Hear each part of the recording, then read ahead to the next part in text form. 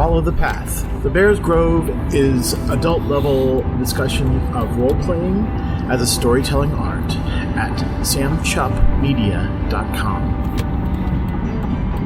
Hello and welcome again to the Bears Grove podcast. My name is Sam Chupp. I am the co-author of Changeling the Dreaming and Wraith the Oblivion.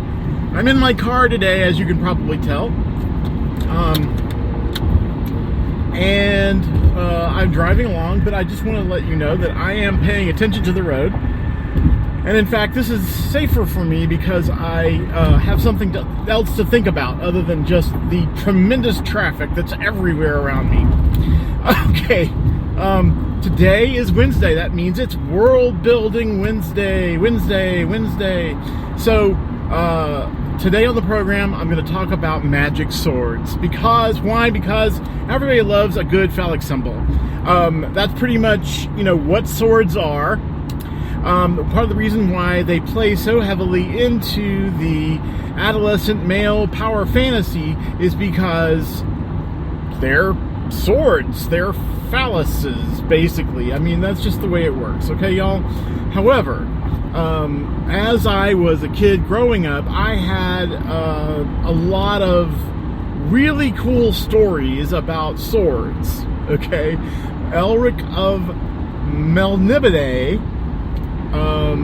was one of them. He had a sword called Stormbringer, and it was an evil blade that sucked people's souls out of their bodies, and transferred that energy to Elric, who was himself a albino sorcerer of great power. He'd grown up living in a world where his kingdom, Melniboné, was, preeminent, had like an English, a UK style empire all over the world, and then was in decline. And he was the result of, a bad birth, really. And so everybody hated him, but he made up for it by becoming a very powerful wizard and learning all about summoning creatures, including demons. And he was able to parlay his status as king of Melniboné to, kind of make creatures do his will. And so he was a really cool dude with sword. And then there was, of course, Conan, and he had a sword, but I don't really remember Conan's sword name. I bet there's people out there who do. But Conan had a sword, and there was this cool ejectable blade sword in a movie that I now cannot remember the name of. I will have to look that up. But the big sword book I read was Saberhagen, the Book of Swords, and there were a ton, and I mean a ton, of swords in that book, and each one of them was really cool. And I got to play a D&D game loosely based on that book, and I had a paladin who had a sword that if you hit somebody hit them with a hilt of the blade, it healed them, and if you stuck the blade itself into their body while they were dead, it would bring them back to life. And that was fun. But let's think about swords and what they mean, or what they are. Obviously, everybody says, "Oh, they're a phallic symbol." That's easy. That's the top level. Okay. So let's talk about the next level. So the next level is in the tarot decks. Swords represent air. They represent the ability to define space. Okay, to create boundaries, to cut at the heart of the matter, to clarify, to reduce, to create symmetry, okay? And so in the tarot, a lot of the swords cards talk about mind, mental thoughts, your state of mind, and so forth. And they can be really scary looking, those cards. There's a lot of sword cards they're just really kind of brutal looking. So that's another thing about swords, is that they do definitely have a purpose. From a smith's point of view, they are created for a reason.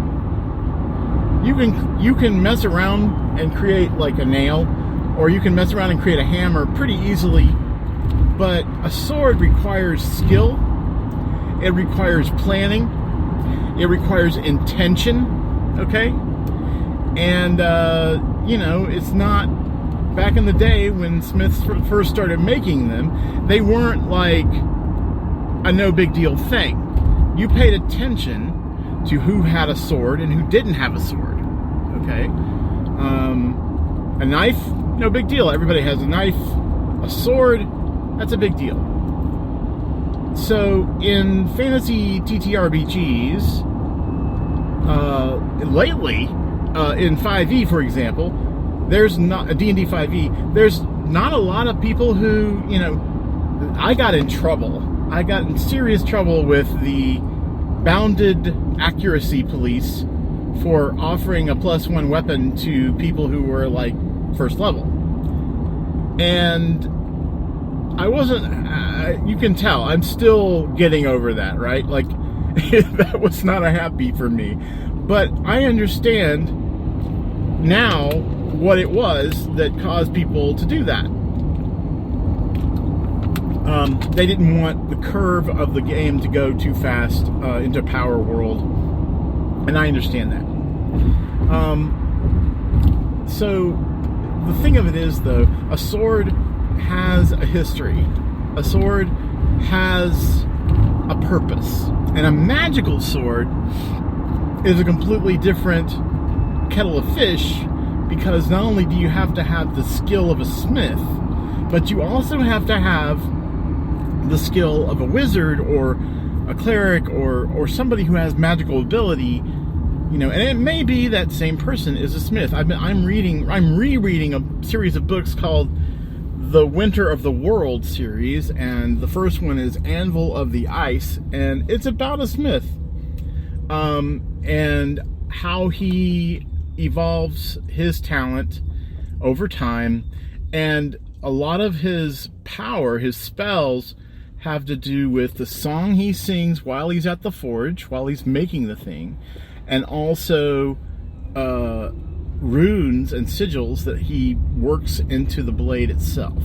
Not on the surface of the blade, but like he'll make a rune happen, and then he'll forge another layer, he'll make another rune happen and forge that layer. So it's like layers and layers of magical runes and sigils, so that they all work together like a circuit board almost. That's how I interpreted it. So you have to have, in your world, if you have magical swords, you're going to have to figure out, number one, why doesn't everybody in the whole world have one? And that's easy. You can say it's pretty rare, and you can even make the magical ingredients to a sword really rare.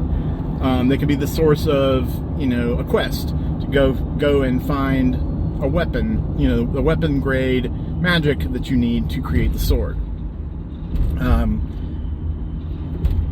There's also the concept of sentient weapons, and like Stormbringer was sentient. It was basically a demon that was forged into a blade. That is an interesting concept always. You usually don't have a donor soul who's like, yeah, I want to be a sword. Most of the time, those kind of weapons are,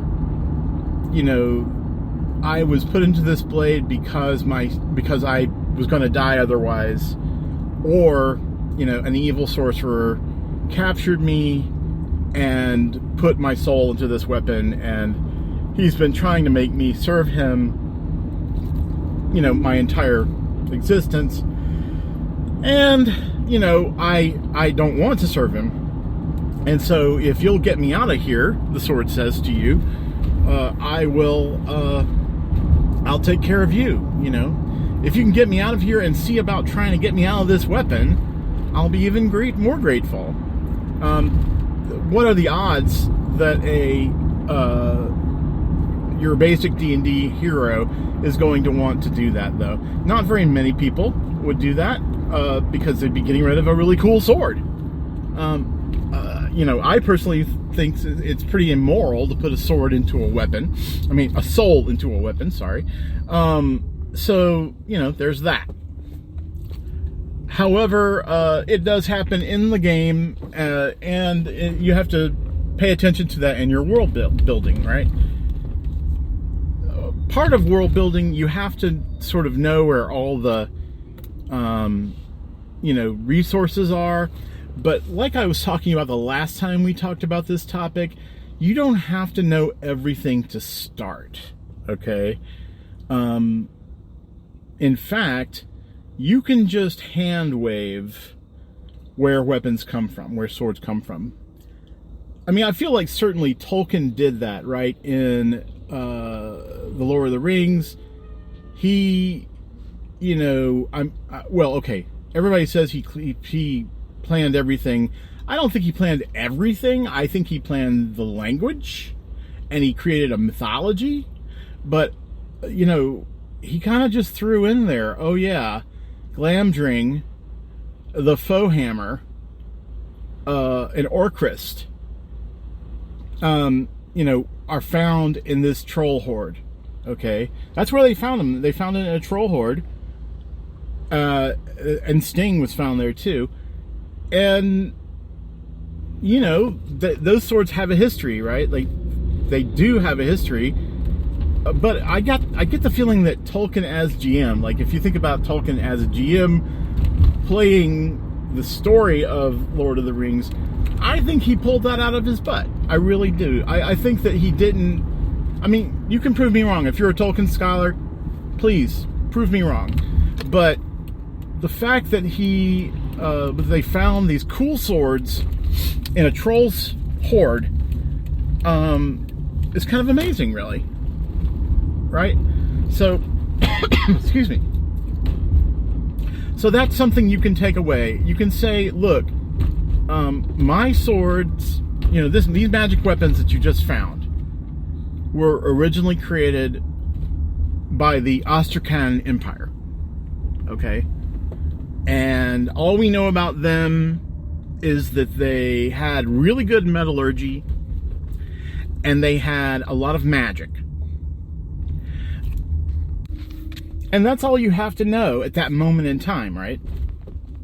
That's all you have to know. But later on, you can drop in more information about the Astrakhan Empire. And you can say, you know, you can even make it more exciting for your players. When they are wandering around, they find like an old Astrakhan monument,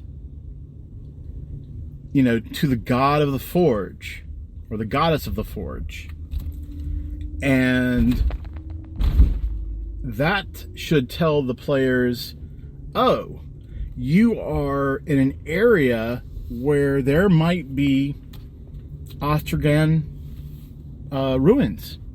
There might be Astrakhan tombs nearby, or, you know, workshops that are buried.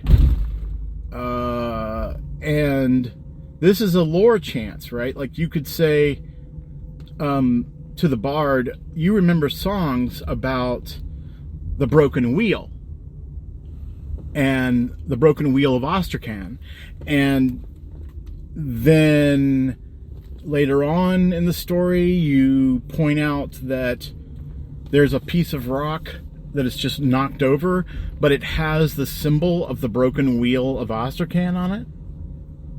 And then maybe later, the group is investigating some caverns, and they come to this massive marble plug in the wall that clearly was not part of the mountain that they're in, and there's a symbol of the broken wheel of Astrakhan.